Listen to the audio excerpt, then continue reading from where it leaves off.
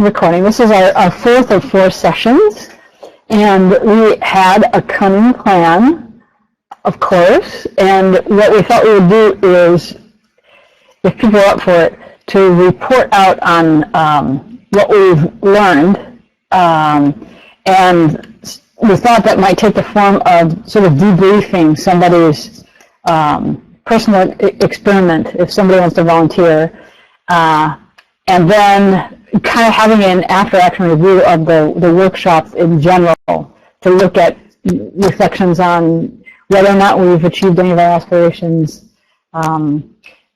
things that we might do differently if we were to do it again, or just things that we learned. So that's the cunning plan, and we can certainly deviate from that plan, but that's just sort of what we imagined would be useful when we thought about this.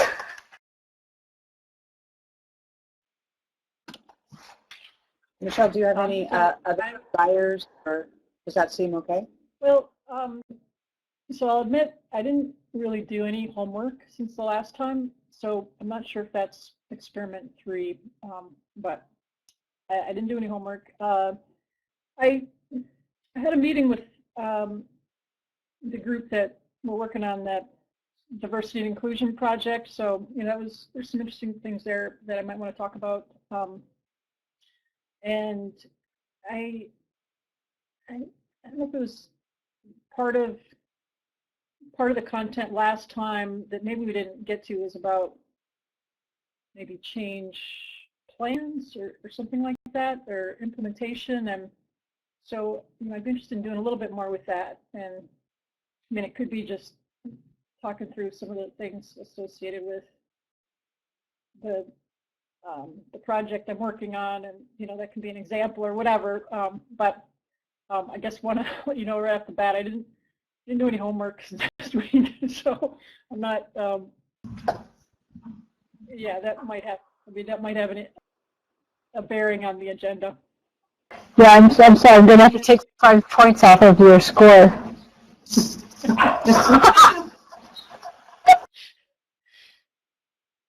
Yeah, I feel bad about that. I mean, I really, try to be a good student.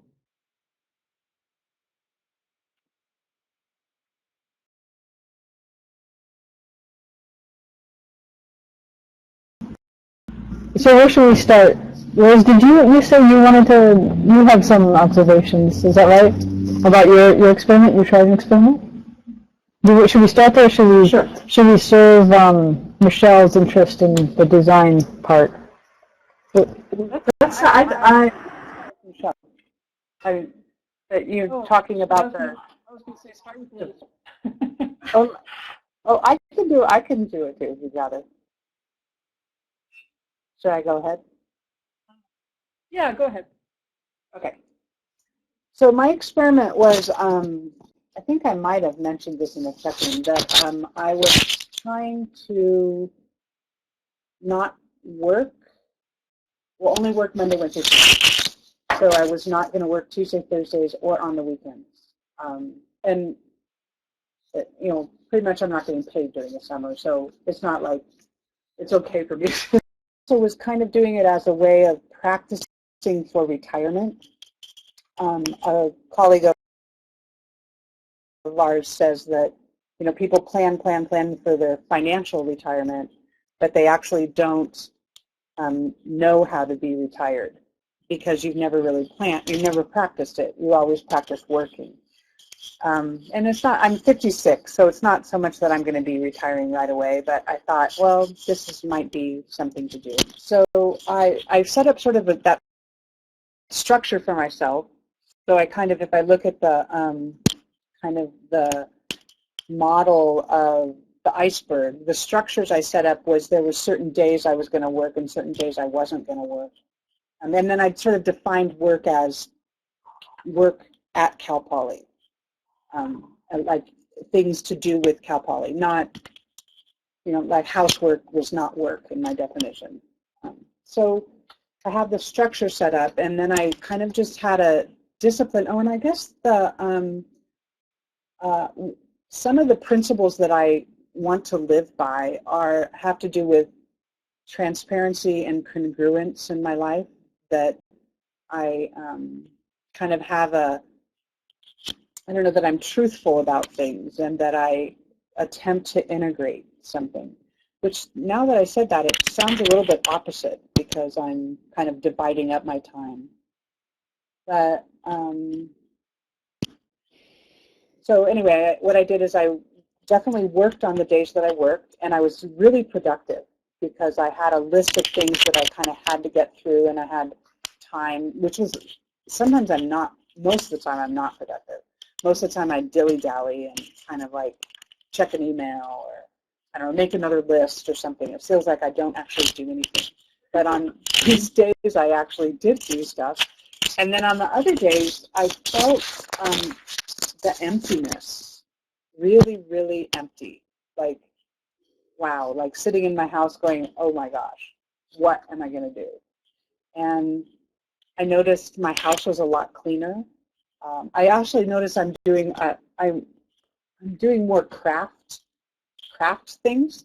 Like finishing up a needlepoint that I've been working on for about 3 years, and also making more. I'd like to make rag rugs, so I was doing that.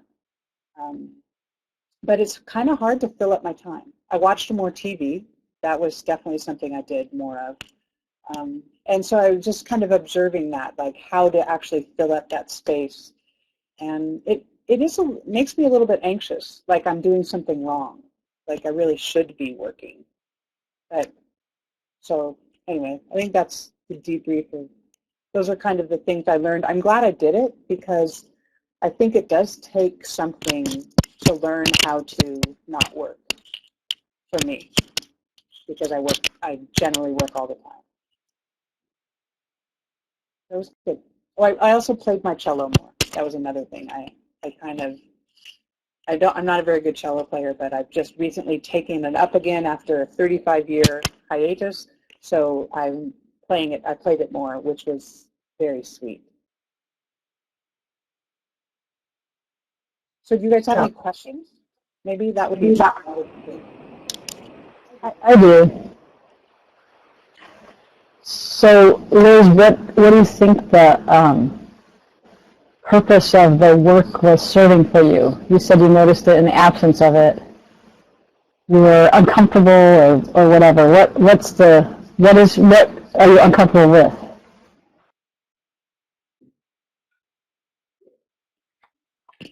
I think it's a habit, like a addiction a little bit, like it's a go-to thing I can do to make myself feel better.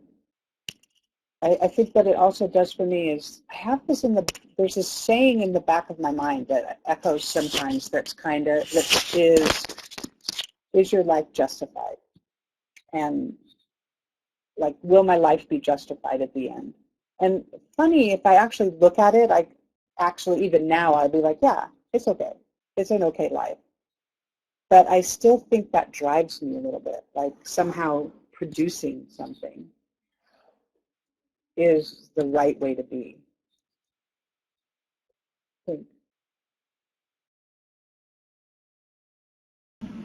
mean if you're taking up space on the planet, is that producing something that's worth the space you're taking up? Is that what you mean by justified? Yeah, definitely. And that's really funny because the metaphor of taking up space on the planet, I'm pretty tall, and I also actually feel overweight right now, so so even more so, I have to justify my life. But yeah, it is a little bit like that. Like, and you know, our colleague Roger often says, or reminds me maybe, that maybe doing nothing is less harmful to the planet than doing something. You know, like driving to Home Depot and buying something to put up a fence or something. That's all consumer, using carbon. Like, maybe it would just be better to sit on my back deck.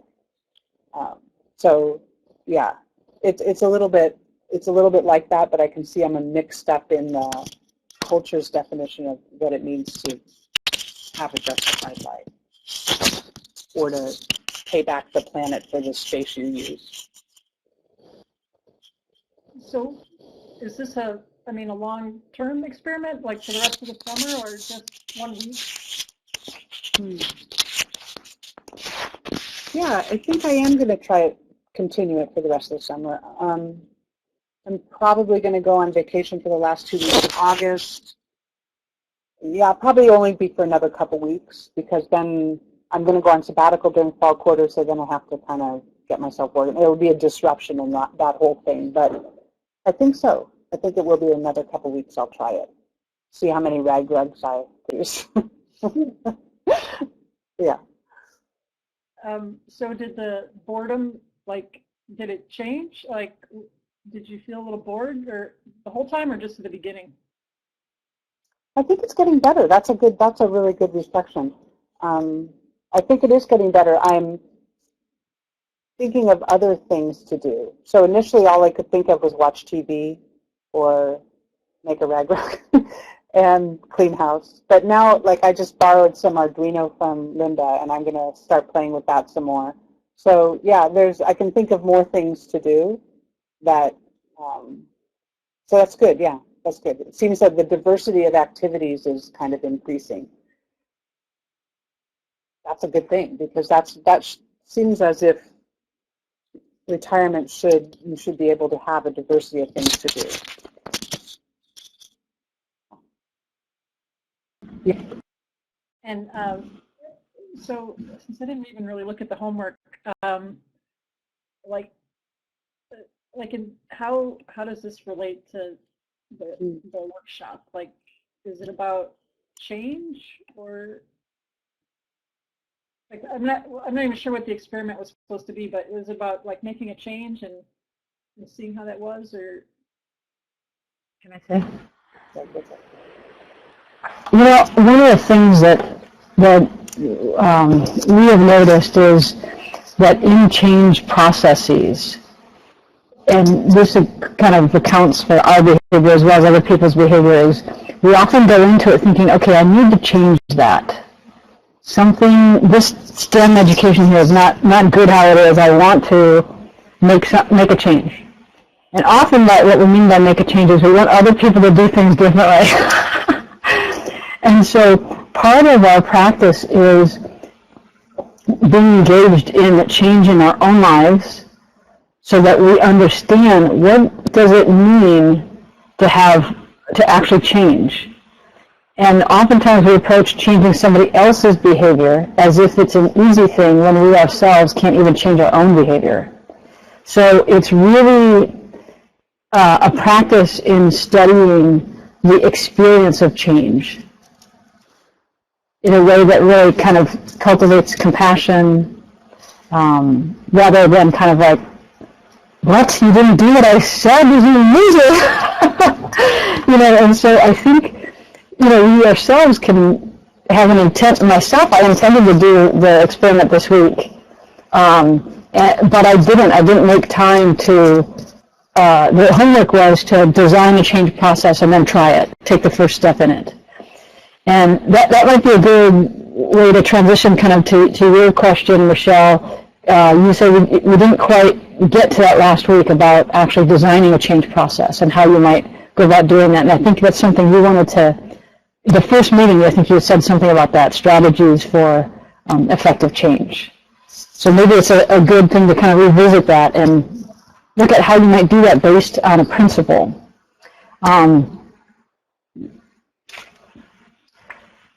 Another piece of the homework was something about making a list of your own values and the things you value, and then actually looking at what you're engaged in the world, and is it aligned with the things that you value.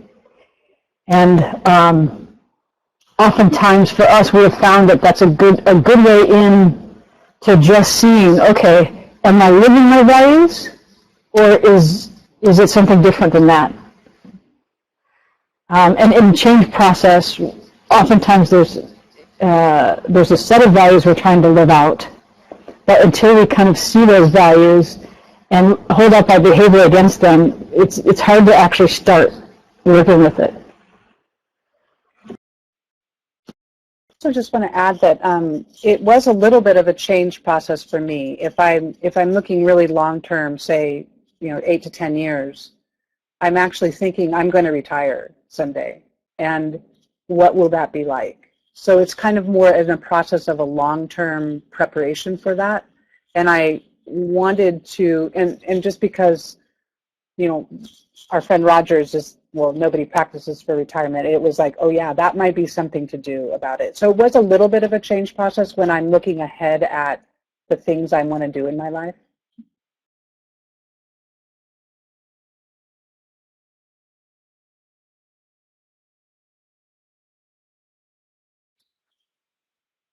I guess one comment, I'm not exactly sure how it connects, but I do think about changing habits frequently. I don't have that many bad habits, but I do. It seems like I'm always looking for ways to change habits in, eating and exercise and kind of my processes at work, and so I guess I can relate from that point of view. I don't. I'll have to see how I look at that differently. I don't usually think about it at the time as, what am I experiencing, or how does it align with my values, or I don't know, things like that. But yeah, just this idea of trying to change habits, and what are ways to make that easier. That's pretty interesting. One habit I was playing with the last couple weeks was working on fun stuff in the morning, and then putting off just the stuff I'm supposed to do, stuff I have to do in the afternoon. And I kind of like that. Usually my mindset was well, get the less enjoyable stuff out of the way in the morning, and then, kind of as a reward, you can do the fun stuff in the afternoon. But, when you spend your morning just dealing with all the stuff other people want you to do, just kind of sets the tone for the rest of the day, and a lot of times you never really get to the fun stuff. So I kind of like it. It might be harder to do once the school year starts, but yeah, I do like just working on some fun stuff in the morning, and usually, I mean, I've heard for years, don't check your email in the morning, but I just can't help myself. I always check it in the morning because I want to get all the drudgery out of the way. But now that I'm focusing on doing the fun stuff in the morning, it doesn't really occur to me to check my email because I'm doing the fun stuff in the morning. So so that might be a habit that kind of lasts. We'll see. A few years ago, I changed the way I eat quite a bit, and it was something I read in a book, but it was no white food during the week, and one day a week, eat as much as you want, like everything. So I'm like, I'm going to give this a try. And it wasn't like I was trying to lose weight. The whole idea of having one day a week of eating whatever you want, I mean, that sounded fantastic. So I've been doing it for like 3 years now, and what I found that I need to think about in terms of other habits, I guess, is that kind of the all or nothing thing works well for me. That if I have a rule that I'm just not going to eat a cookie during the week, I'm not going to eat a piece of bread, I'm not going to whatever. It makes decision making very easy. It's like that's just the way it's going to be, and then having that one day a week, there's good motivation to kind of stick with it. Whereas before it was like, oh, yeah, I'll eat that cookie. I haven't been overdoing it too much lately, or yeah, I can have that piece of cake. There's just that kind of stuff. So, I haven't synthesized how some of that will kind of relate to some of the things you talked about, but I do like the idea of trying to, for my personal habits anyway, kind of paying attention to what works for me. And you know, it's hard. I mean, it's hard to change anything, but you know, once in a while, I mean, I've stumbled upon many things that don't work, but you know, once in a while, I stumble upon something that seems to work for me. I think what you said is a good example of the idea that structure determines behavior. So you've got this iceberg and you've got this mental model somewhere beneath, which is I allow myself on one day to eat right food. It's a rule, it's a thought structure. And that basically determines a kind of behavior, patterns in the system, when you actually eat the food, when you don't. And then there's an event, there's an outcome that it produces. But I think that's, I think that's one of the things we were trying to get at with designing change, is when you have a process, oftentimes the outcome of the process, so the tip of the iceberg, is produced by these deeply and often hidden thought structures. So you have a process that I think you had talked about, you know, wanting to increase the diversity of the student body in mechanical engineering, and particularly women. You talked about that. And one of the mental models that seems to be at play right now is that it's about the numbers. And already you can see that mental model is starting to propagate out into some of the things that are being designed to achieve that goal. And one of the things that we talked about last time was that, well, ultimately we're trying to achieve a more welcoming culture for everybody. So if you started with that as a principle, the principle is welcoming cultures make it more enjoyable to learn, and they're attractive in themselves. If that's the principle that you started out with, how would you actually design your change process?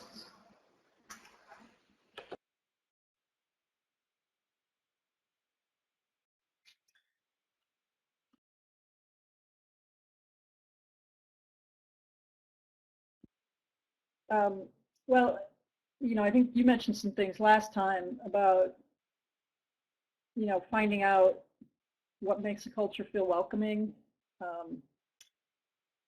You know, finding out if there's, you know, if there's certain types of students that we would want in our program, maybe it could be from underrepresented groups, or it could be more, I don't know, more creative students or whatever. You know, finding out what they think, you know, what they think about mechanical engineering, or you know, what they're looking for, or that kind of thing. So I guess that's one thing, is kind of looking at the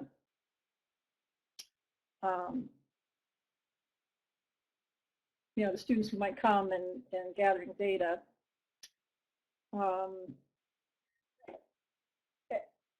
Yeah, I guess related to that might be data, just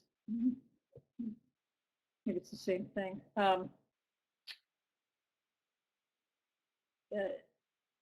mean, we you know, we've done climate studies of faculty, you know, doing something like that, I guess, with students, you know, some way of getting information about the culture.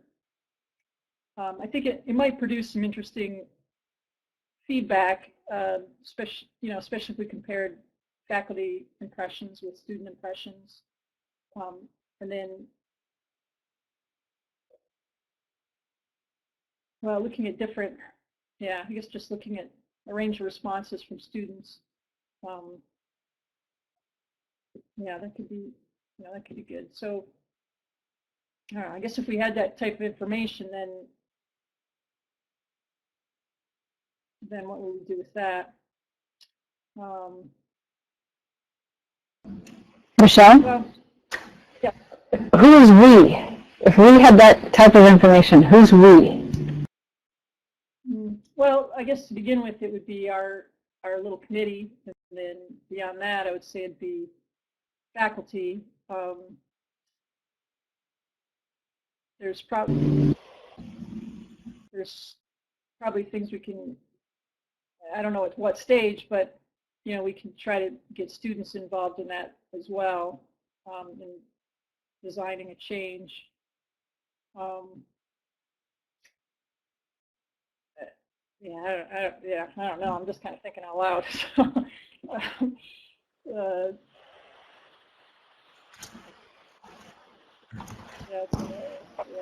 I think that one of the questions we often ask when we're designing something is, how is what we're doing now in line in what we're trying to do? What, like, the means and the ends, are they aligned together? So definitely asking people who are involved what they want is definitely part of aligning that, aligning the, welcoming, which would be gathering information from the people you want to welcome. But I wonder if there's other engagement or welcoming activities that would, like, what would, if we're in a situation, what welcomes us? What are the things that draw us in?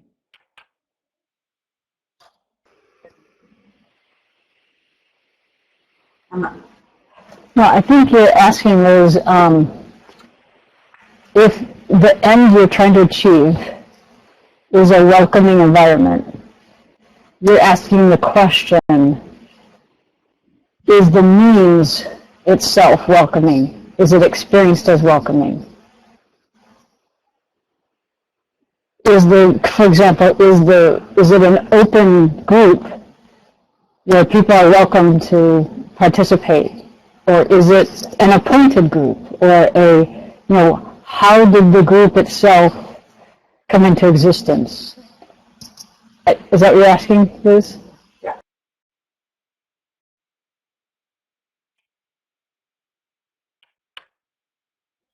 And are the processes that you're using to kind of brainstorm the plan, are those also welcoming?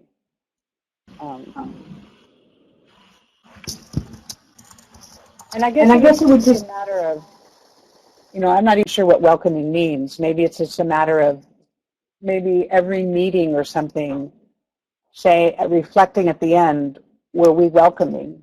Are we being, I mean, it kind of cartoonized a little bit, but really always bringing those principles to the forefront. Like, for instance, in some of the things we were doing, in the Sustain initiative, we kind of had this idea where we wanted to honor the whole. That's what we said. We want to honor the whole, which meant all diversity, which also meant the institution, the administration, the students, everybody, and community, or whatever it is we were doing. So I think we often sort of said, wait a second, is that honoring the whole? Sort of as bringing it to the forefront, are we doing the thing we said we wanted to do?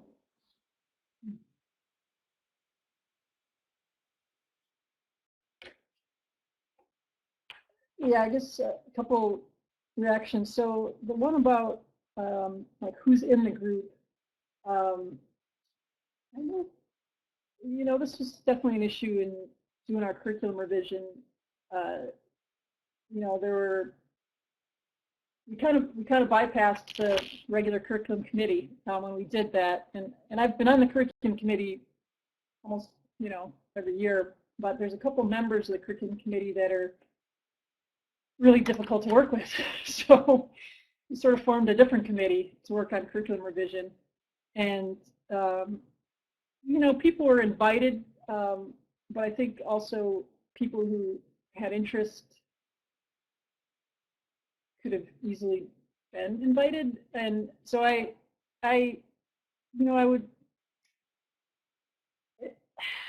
just didn't know the answer there, because I have to work with the people that are hard to work with on the regular curriculum committee, and it's so painful, and so I think there were people that kind of felt like, oh, I've got the experience, I should have been involved with this, and it's like if they had been involved, nobody else would have wanted to be involved. So yeah, so that one I can see running into some problems, like making something open to everybody. And I've been involved with some other things too. Another project, we're trying to do more innovation. And one of our senior faculty members, he's just retired, but he's going to be working. He used to be a dean at our school, and his thing is all about entrepreneurship and innovation. He's kind of pompous, and he's just so difficult to work with. It's so difficult to be in a meeting with him because he just dominates everything and complains about the way everybody else does things. So he even asked to be a member of the committee, and everybody else, and I was the chair of the committee, and everybody else was like, oh, and so then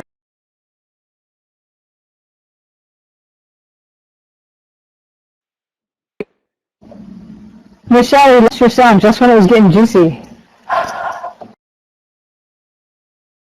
it just so anyway, yeah, this senior faculty member in the entrepreneurship, that there's all this finesse of like how to keep him involved but not really be a member of the committee that comes to every meeting, because everybody else would just be so pissed off about it. So that, I guess, is one reaction. Is in terms of the means to the end, especially with something about diversity inclusion, like yeah, you should be like practicing inclusion, but that seems like it's very tricky. And then now I've already forgotten the other issue. Like I had two reactions, but I got so wrapped up in that one. It might come to me. So anyway, you might maybe, I don't know, I'd be interested in like your experiences or how you deal with that kind of thing. Just people that are difficult, and I don't know. I think this is a real dilemma, because there's a way in which we say we want inclusion, but sometimes what we mean is we only want to include some things. And for example, you don't want to include, I'm doing this way too. I don't want to include the voice of someone who has a viewpoint that I find very problematic. So I think it's a dilemma for me to ask, how do you create an environment where that can be included?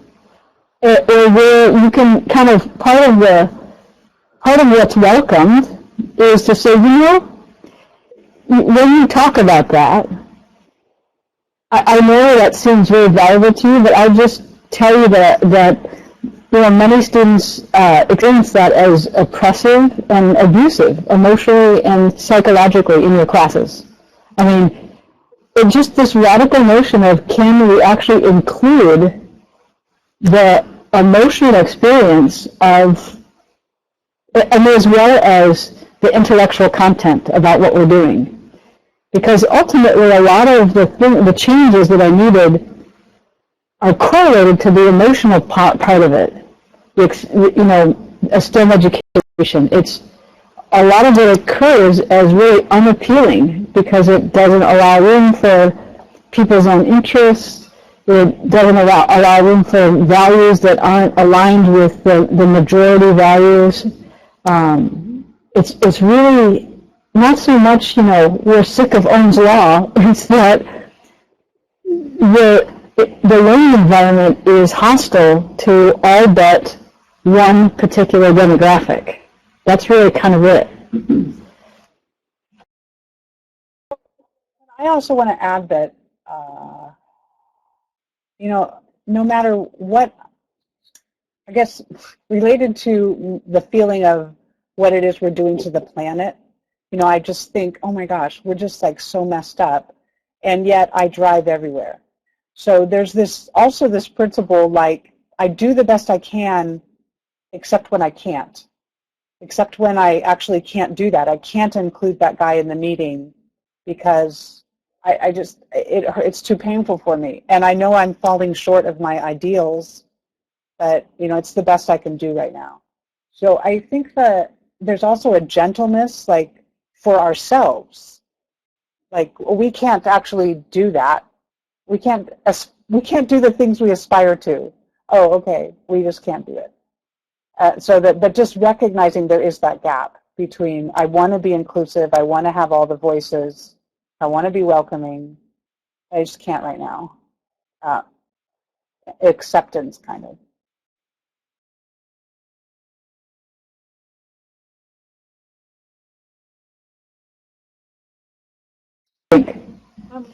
I don't Yeah, think go ahead.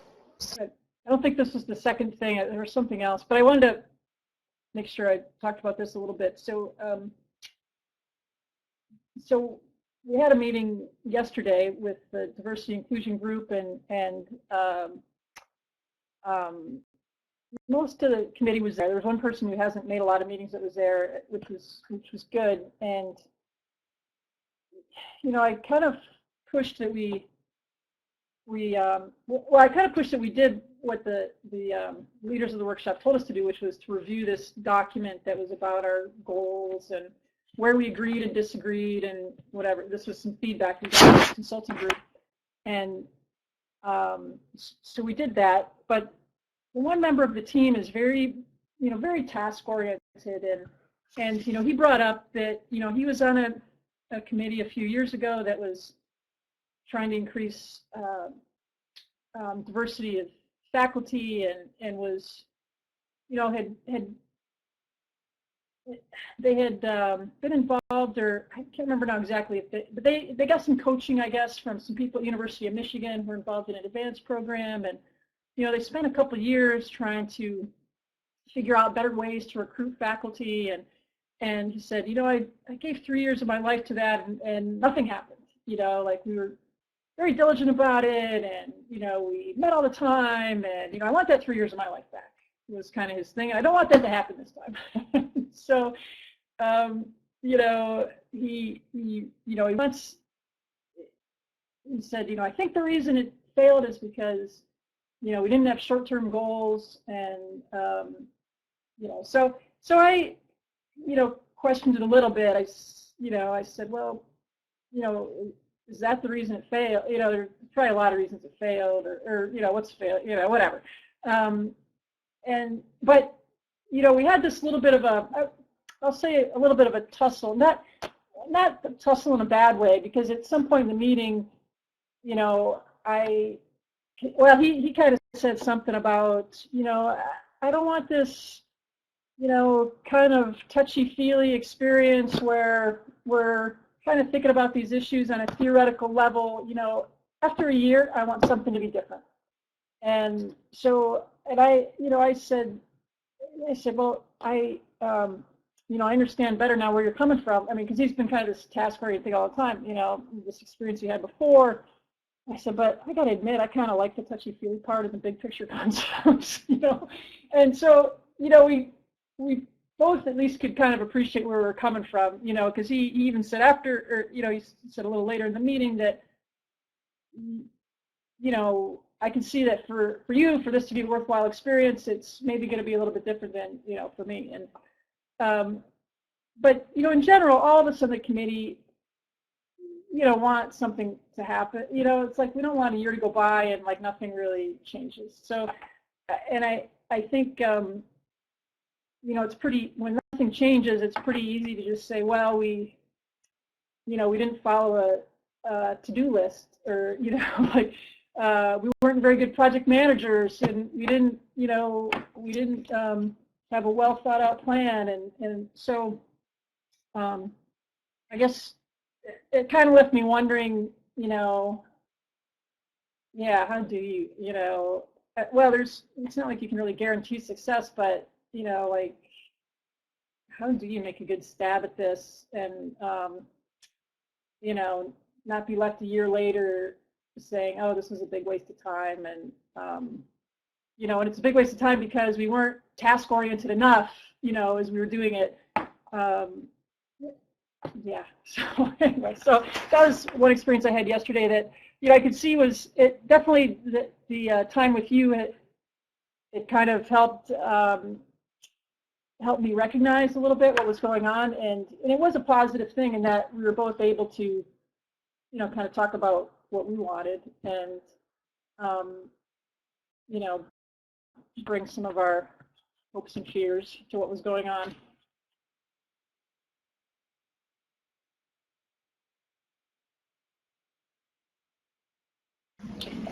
I think that the thing that this other person described is really common because of the change models that we hold, that we often think that change occurs through action. And often that action is, if you go to the iceberg model, the action is let's chop off the tip. And what happens when you chop off the tip is that all of the structures are the same. So the tip will reproduce itself because the structures govern the relationship between, like the water molecule and the surrounding liquid. The combination of that expanded structure of the ice and the water are going to have that buoyancy force and reproduce the tip. So again, the thing that we often see, okay, we got to change this tip. We don't like it. Let's get rid of it. So we get rid of it, and then it reproduces itself. And so, kind of the lesson that we have learned is that's a common pattern, and the cause of the pattern is the wrong point of intervention. It is imagining that the intervention is actually in the event, or you might say in the material or in the process domain, in the Aristotle model. And really, ultimately, the place of intervention that will be lasting is in the final cause. But that final cause is hard to get to because it's so hidden. And that's actually why we engage in the touchy-feely part, which is a moment to reveal what people's values are. What are the hidden things that they're holding as something they're serving? I also, it seems like it's a theme for me today, that we also do execute project plans and have tasks that we're doing and have ideas.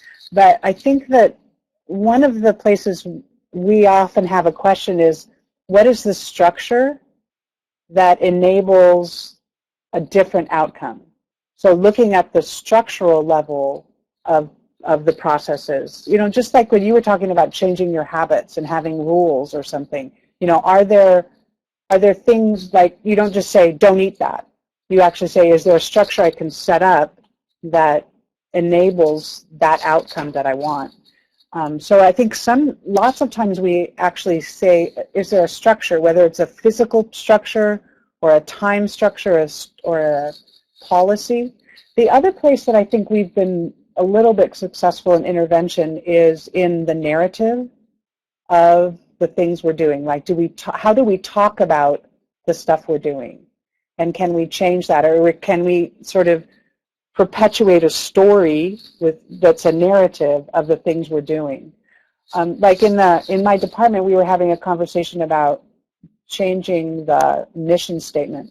And a lot of people were talking about rigor, and we want it to be a rigorous program that's challenging for people. And I said, well, can we actually look at those words, and can we change them to, can we have a loving program that's the most nurturing for people, as sort of a contrast to the words we use? So I think we've been trying to intervene at the level of narrative, which is kind of like in the goals, not quite in the final cause. I also think that it's actually kind of hard to intervene at a level of for the sake of what. We can understand each other, why are we even teachers? Why are we here? What brought us here to begin with? What brought us to the university to begin with? But to actually change that, I think is pretty hard. Lisa, I think I agree with you, but I think what you're talking about is you design those structures from a place of standing in awareness of the intent of the final cause. Right. So you can design those structures from different places. You could sort of stand in kind of a place of a survivalist mentality and then attempt to create structures that will preserve, your program or whatever it is, preserve the past, preserve the traditions. I mean, lots of things you can do. What I was trying to describe is what happens when you actually start in a place of revealing what your values are, the things that you hold as precious. And then from that place, that collective place, then ask, okay, what structures serve those things that we find are precious? And I think when we don't, at least what Roger says, when we don't do that, when we don't start in that place, people are just wherever they are. You get people together in a room, and they bring their history, they bring the fight that they had with their spouse that morning, they bring it all, and then they start to go from there. And what often results is a kind of house of cards that has no lasting impact. It's more habitually driven than driven from a principle of shared values.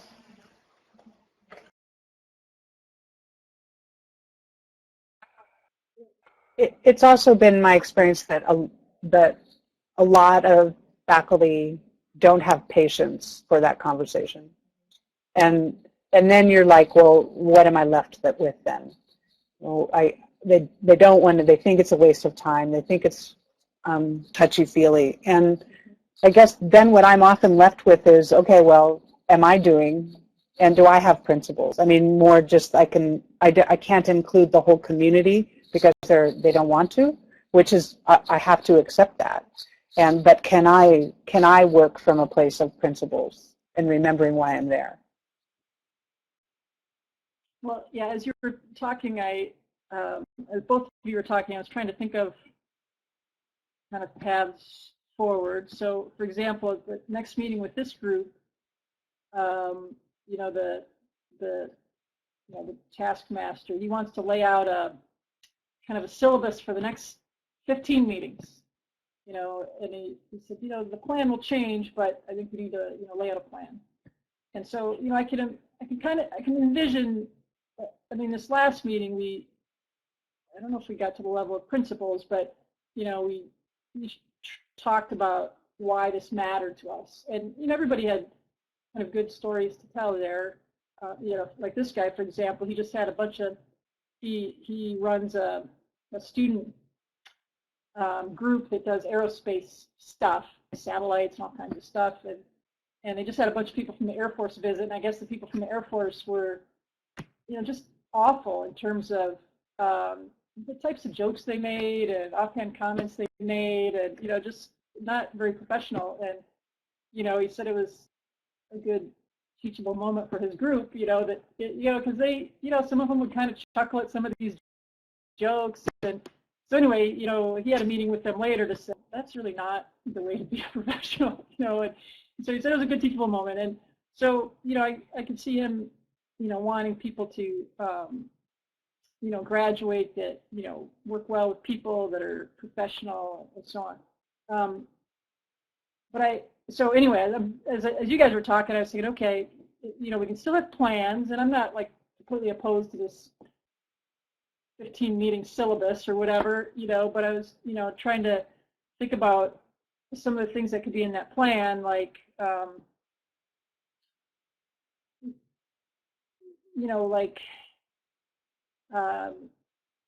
getting, I guess, input on some different design ideas. I guess I could see maybe revisiting the principles, but then, I mean, what we tend to do in the meetings so far is just, people things. Oh yeah, okay, we'll do this, and then we'll do this, and then we'll do this, and then we'll do this, and trying to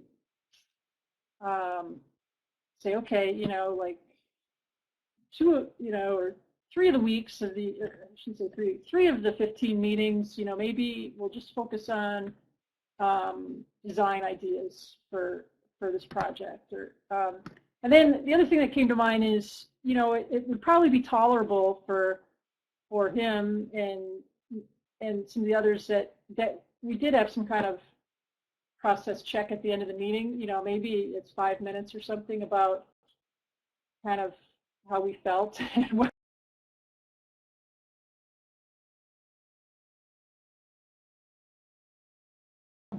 We lost your sound again. Sorry. So we lost you at the 5 minutes will be tolerable. Oh, say that again. You lost me where? At the 5 minutes at the end would be tolerable. Yeah, I think what happens is when I tap the desk, sometimes my keyboard or something registers like a cursor tap or a mouse tap. Anyway.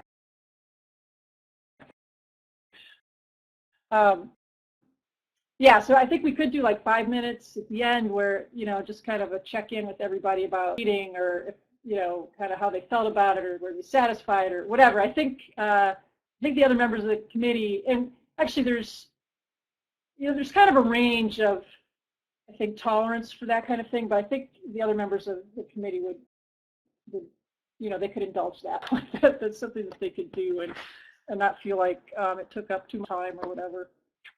So anyway, I can see kind of this balance of, you know, having plans and yet in our process kind of allowing for, you know, people to share what they feel, and, you know, if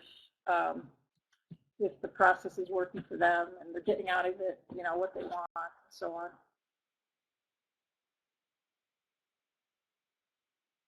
on. Now, I guess, you know, a question I have about the design part of it, and, you know, you guys have given some examples, but I haven't given it a lot of thought yet, but I struggle a little bit with, yeah, how to go about designing the process. You know, I can think about it in terms of, like, you know, a senior design class, and, you know, there can be, you know, we can try to agree on some requirements, and, you know, we can do some benchmarking, and we can do some brainstorming. I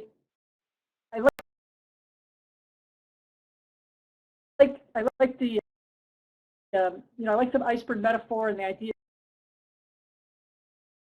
of trying to design from a place of, and I'm still a little bit how to make this.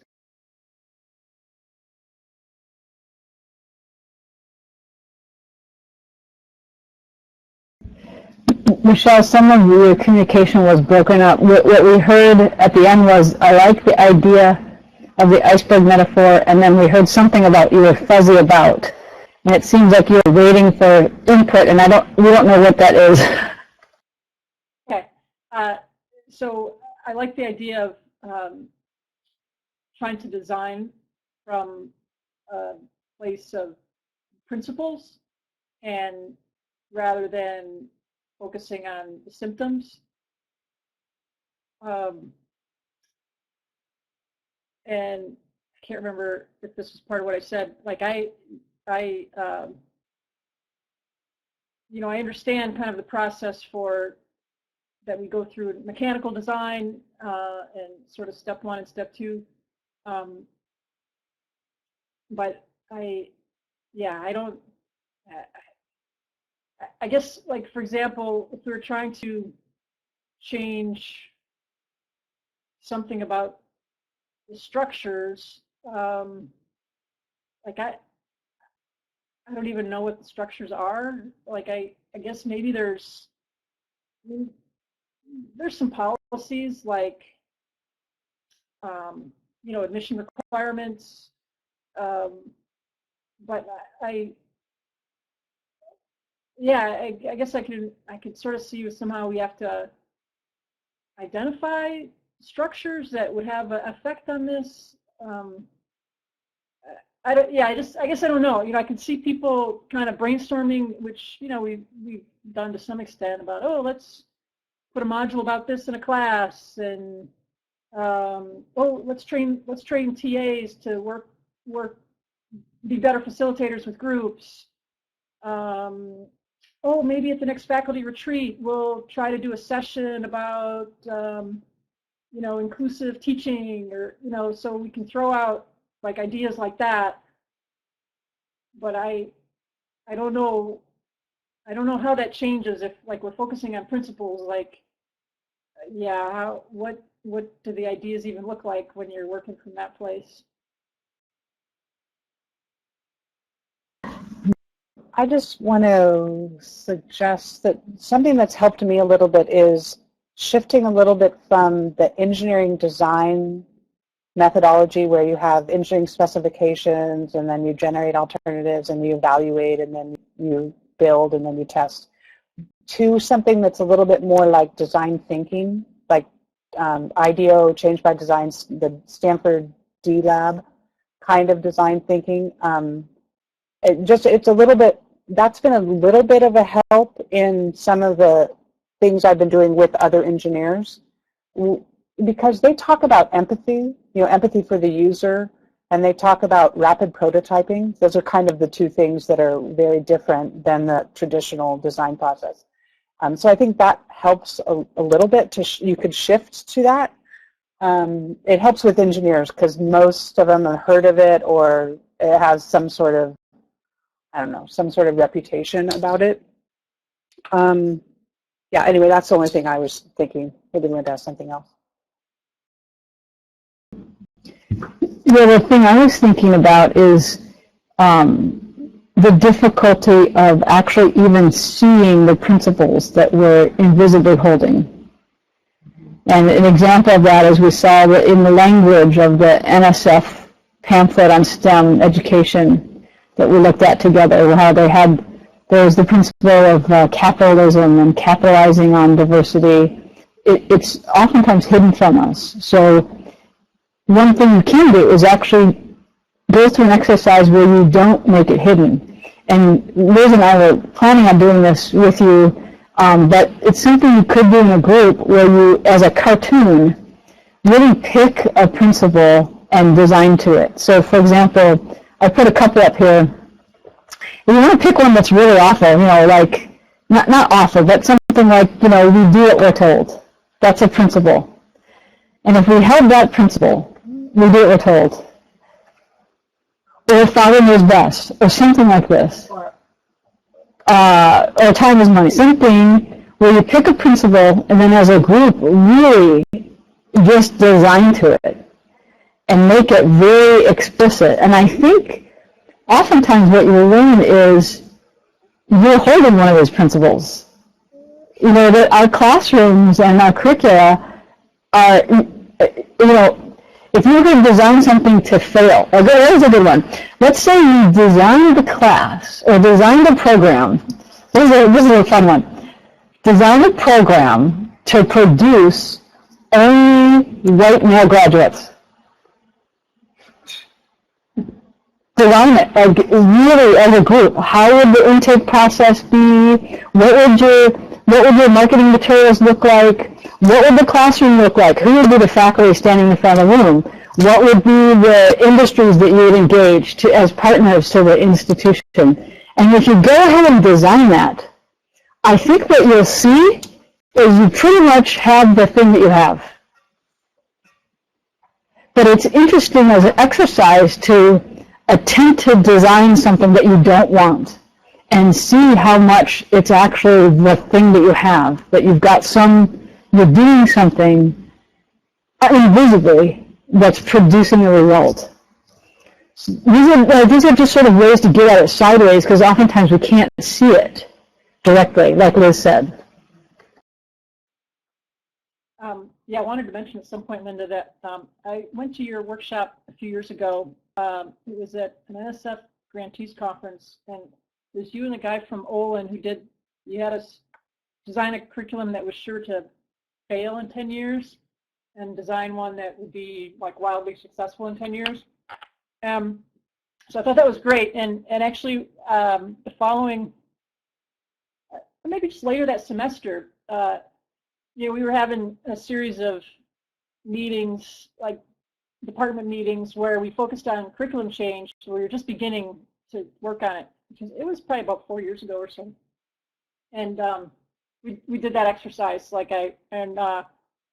so people liked it. What was kind of interesting about it was, at the NSF meeting, everybody recognized right away, the design to fail one was the one we have, and people came up with, some pretty creative ideas for the one that would succeed in 10 years. Well, in our department, there weren't a lot of good ideas about a better one. Actually, some of the best ideas came from staff, because they could think outside the box much more easily. But faculty, and probably including me, we had trouble envisioning something else. But anyway, it was a great exercise, and I think it was still really valuable for people. But it was just interesting to me that there was such a difference between the NSF group and then my kind of traditional department, whatever, in terms of what they could envision for something better. So yeah, I like that. I like that type of approach. It makes a lot of sense, right? That you wouldn't expect the people who are part of the system to actually conceive of something that was other. You wouldn't really expect that. And that's, I think, the value of diversity. One of the values of diversity is that it opens up the system to a whole different realm of thought. So right now, if you have a closed system, you can only think of things that are in the system, pretty much. Yeah, that makes sense.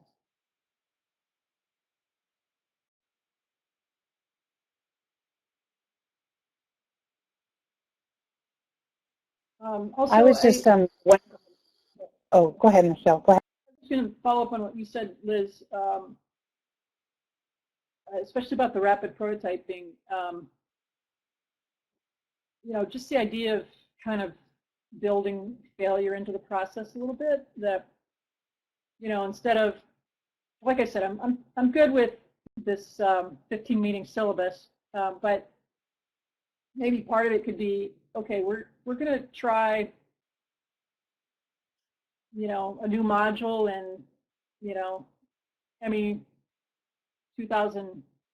I think, can't remember the names of the courses, but we call them MEP1, MEP2, MEP3, and 4.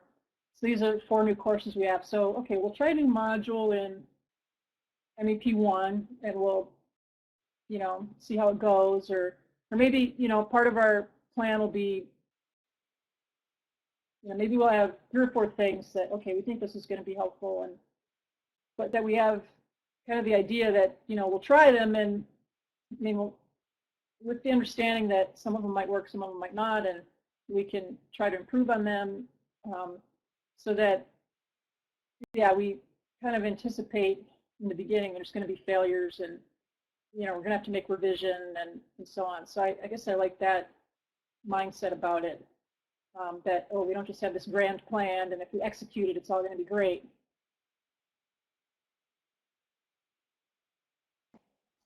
Yeah, I guess then it sort of relates back to that thing we talked about at the very first session of action research. Sort of you have an idea, and then you say, okay, I'll do it, and then how will I measure whether I did it, and then how can I adjust and then redo it.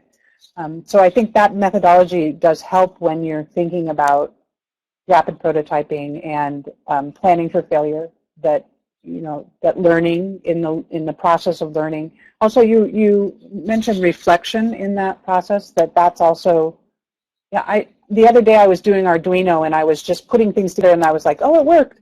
And then I was doing it with my dad, and he said, okay, let's look at what actually happened. And I was like, oh my gosh, what a good idea to actually go, okay, it worked, okay, but what actually happened? And I often forget that part of it.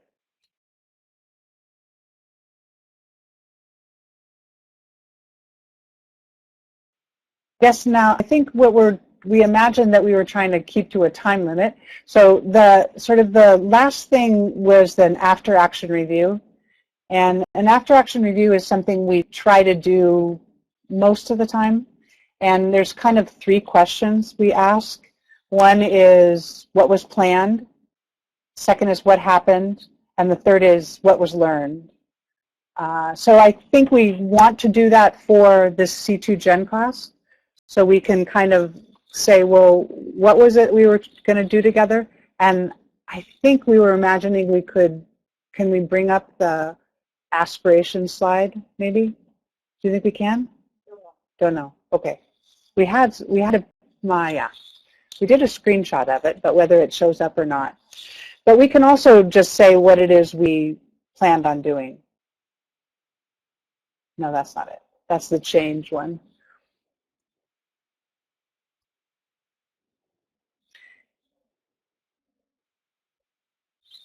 So when we started together, I think we were planning on having 4 conversations.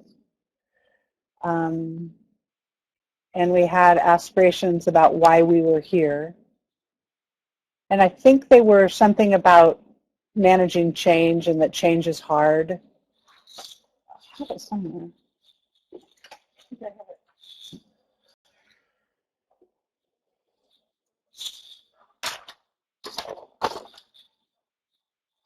So I think it says curriculum change is ongoing, learning strategies that facilitate the next level of change, wondering how faculty change, how to do things differently, recognizing change is difficult and there's a potential to do new things, seeing changes in structure, pedagogic, staffing,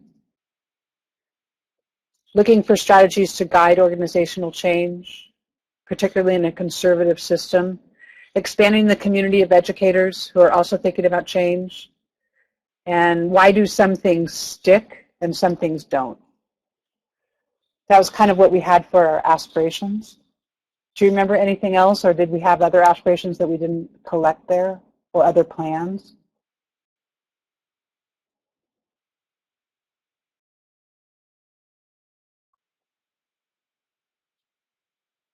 No, I mean, I think that's pretty good. As you're reading all those, I thought, well, some of those I don't really care about, but but yeah, I think the ones I cared about were in there.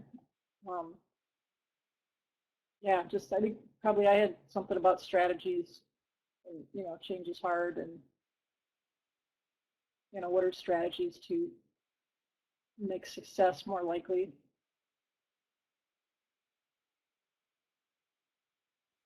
I think we had plans structurally for us that we would have 4 meetings that would be an hour and a half. We would do homework offline things.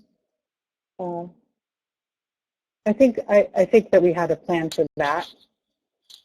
And I think I don't think we had a plan for how many students would, or how many participants would be here. I don't think we had in the initial email there was something like 50 people, and then there was 11 people who answered an initial survey.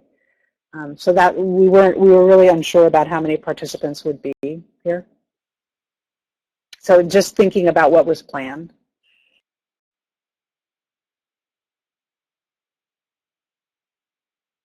I guess one of my questions are, I wonder if, I guess Liz, you were thinking about what, we've got a couple things, what was planned for us as the instructors, and we also have what was planned as, Michelle has what she planned for as a participant.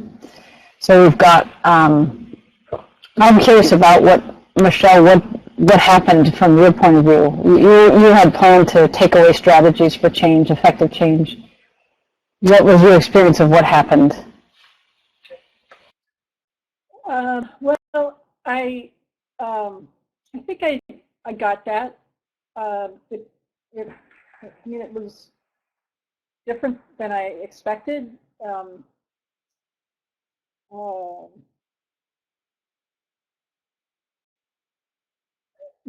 Different in a good way. So, I mentioned before that I went to Rose Hallman's workshop a couple of years ago, and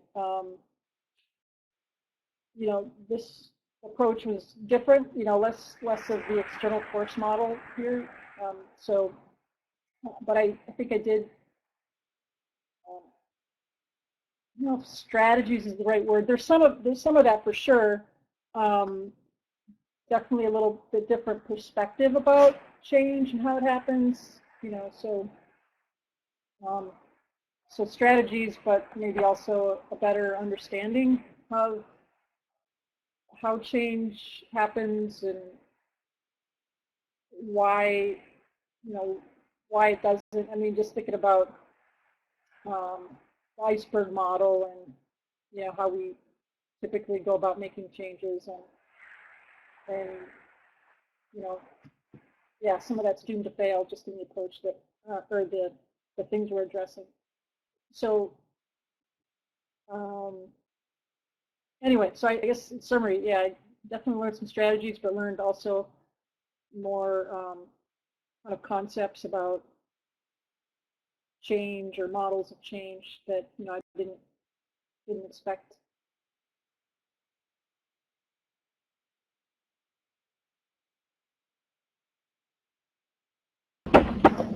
So it sounds like you learned.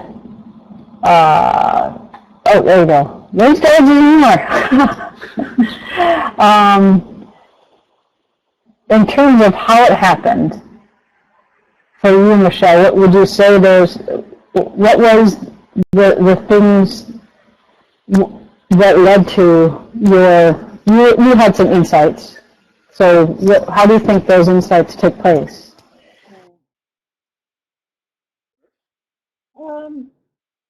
So I thought the homework was good. I didn't always have time to do it, but I think there was some, I think that was helpful. Some of the, I guess for lack of a better word, just almost lecture type content was helpful. Watching a couple of the videos and, that was helpful. Definitely it was reinforced more with some discussion about projects I've worked on, and then, just in the questions you folks would ask, I could see how that might be related to some of those, what I'll call lecture concepts.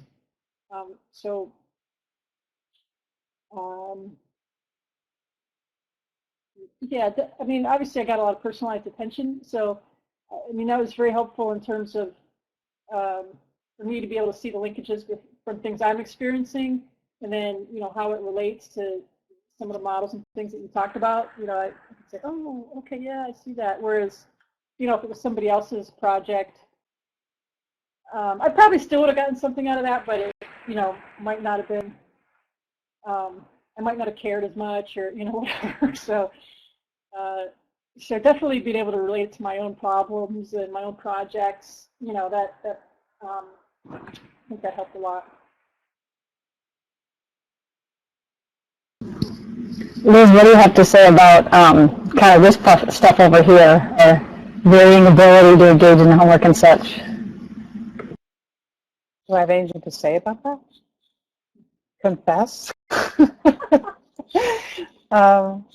No, I mean, I think it's often interesting to just be really open to that happening, because, it happens in our classes too, right? That, and then to notice how we do that, and then we get mad at students for doing it. It's always an interesting insight for me, because I continually think they should be doing the things I tell them to.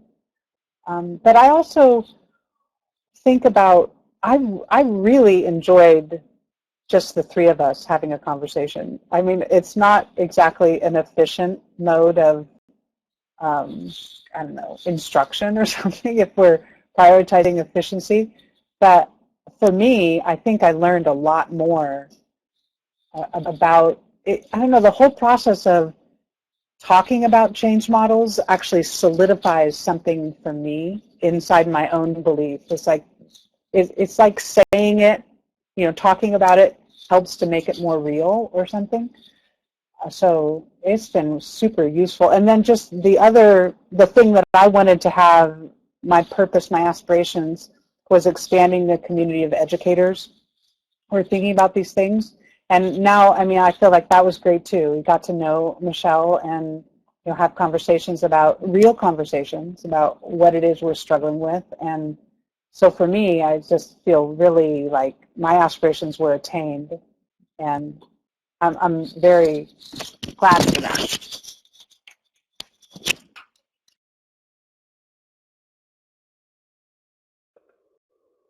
Yeah, it's hard. As you're saying that, yeah, it's always nice to, spend some time with people that, I guess, reflect a lot about what we're doing. And so, well, I guess a similar example, I was at Virginia Tech on sabbatical this past year. I was in the engineering ed department, and the culture of that type of department is so different than my own. And it was nice to be around people who, had empathy, who, seemed to care about each other. I mean, they still have their department issues for sure, but it's just much different, and it was very refreshing, and it was nice, and to spend time with people that care about some of the things I do. That's very helpful.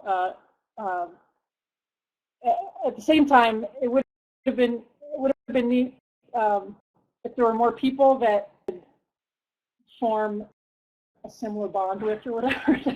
People that I could interact, at ASWE conference or whatever. Oh yeah, you're in that workshop, and we'd have a little bit of a bond there or whatever.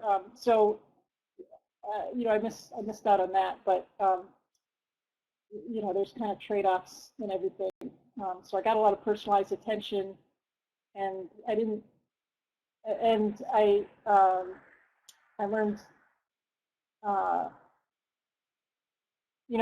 that you're somewhat kindred spirits, and but perhaps there were other kindred spirits I didn't, get to experience and know.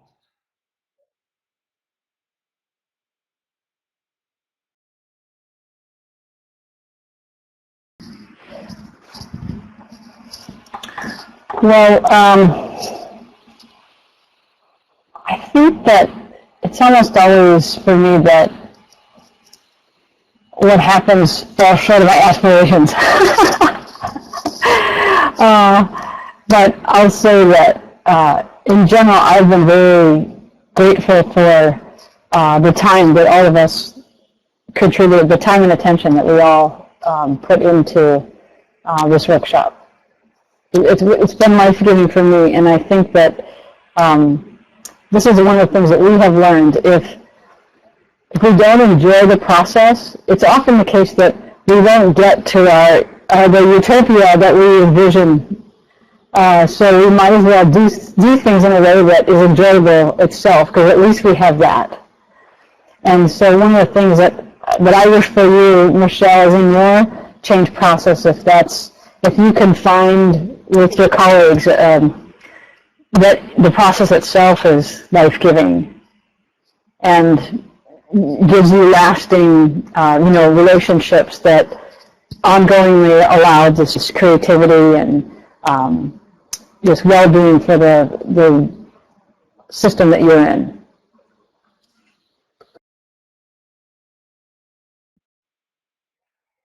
Well, yeah, thanks. I think I have maybe more tools for making that possible, I guess, or even just kind of seeing how it's possible has, I think will help me, to give, just to even give some priority to that. Yeah, I think we talked about last meeting, just making the the process a little bit more of a priority rather than the final result, and the enjoyment of the process a priority.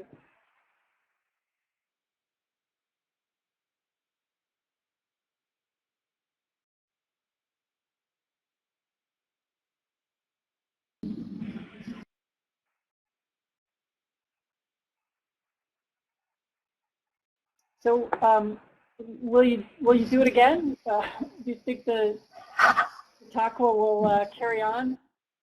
I mean, I think many people could benefit from it. Like I kind of indicated before, I think the registration was a little fuzzy. Like, did I fill out one of those surveys? Like, I mean, to be honest, I don't even remember signing up. You know, it's just all a little fuzzy. So, uh,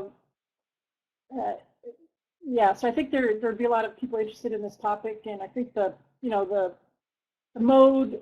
I mean, face-to-face is nice, but I think in terms of the time commitment and the mode it was done, that there'd be people willing to put in this somewhat limited amount of time as opposed to going to several-day workshops. So I hope you do it again.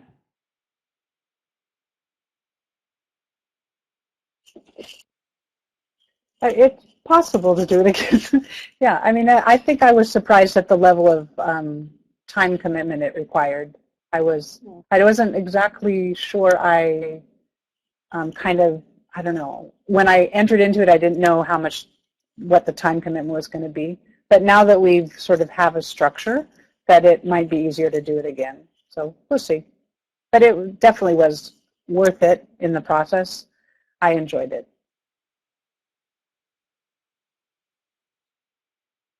Yeah, and by time commitment, I wasn't thinking so much about yours, but just in terms of having people attend.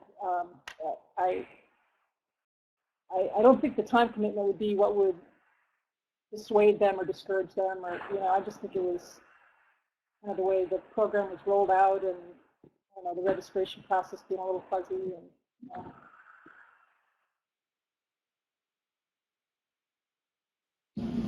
Yeah, we appreciate that feedback. We're going to share that with Sydney. And who knows, we might do it again. But I guess I wish you well in the journey, and definitely you could contact either of us. You know how to get a hold of us. So I'm sure we'd be happy to talk with you again, just as thought partners. Either one of us, I'm sure. Volunteering Liz, but just our background is we've been through in the last 6 years a pretty dramatic and traumatic change process, interdisciplinary. It's been kind of wide in scope, and we just learned so much from doing it, and we're happy to share it. So, and again, thank you again for your star pupilhood in this workshop. You are the top student.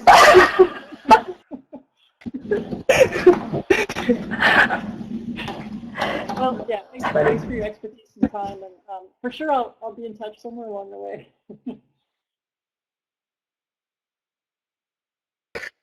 Bye, Michelle. Take care. Best of luck. Okay.